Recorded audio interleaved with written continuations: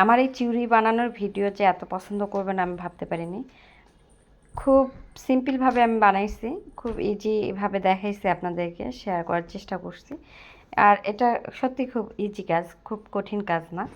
তো কি কি লাগে অনেকে প্রশ্ন করছেন, আপু এটা কি দিছেন, কি কি দিছেন, তো সেটাই আমি আপনাদেরকে আজকে ক্লিয়ার করব। তো এক এক করে কমেন্ট করা তো আমার পক্ষে সম্ভব না, তাই আমি ভাবলাম একটা ভিডিও করি, ভিডিওর মাধ্যমে আপনাদেরকে জানাই। আর যেহেতু আজকে আমি চুড়ি বানাচ্ছি, তাই ভাবলাম এই ভিডিওর মাধ্যমে আপনাদেরকে সব কিছু ক্লিয়ার করি, এই ভিডিওর মাধ্যমে সব কিছু বলবো। আসসালামু আলাইকুম, কেমন আছেন সবাই? আশা করছি সবাই ভালো আছেন। প্রথমে আমার লাগবে চুড়ির জন্য হচ্ছে কাপড়।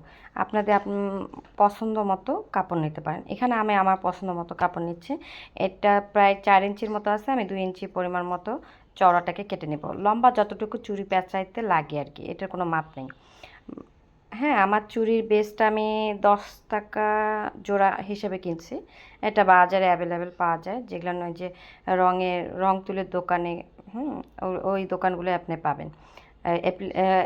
কাপড়ের রং তুলি, তারপর ব্লকের, এগুলো যেখানে পাবেন ওখানে চুড়ির বেসগুলো পাবেন। আপনি আপনার হাতের মাপ অনুযায়ী নিয়ে নেবেন।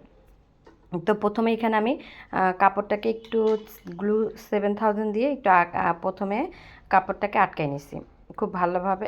এই গ্লুটা খুব তাড়াতাড়ি লেগে যায়, খুব তাড়াতাড়ি কাজ করতে খুবই সুবিধা হয়। আমি এখানে লাগে পুরা চুড়িটা এই যে এইভাবে পেঁচাই নিছি। আপনি যে পাশে চুড়িটা পেঁচাবেন তার এক পাশটা মানে সামনের সাইডটা আপনাকে একটু ভাঁজ করে নিতে হবে। দুই পাশটায় যদি ভাঁজ করেন তখন চুড়িটা মোটা হবে, হাতে ঢুকবে না, কিন্তু ছোট হয়ে আসবে আর কি মোটার কারণে।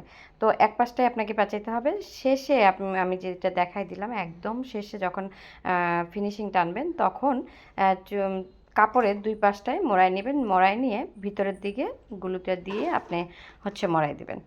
আর এখানে আমি আরও সুন্দর লাগার জন্য, চুড়িটা এমনিতেই অনেক সুন্দর লাগতেছিল, কাপড়টা এত সুন্দর কালারফুল, তারপর আমি আরেকটু সুন্দর করার জন্য, এখন যেহেতু এগুলো খুব ভাইরাল এবং ট্রেন্ডিংয়ে চলতেছে এই চুড়িগুলো, তো ভাবলাম একটু ঝুমকো লাগাই।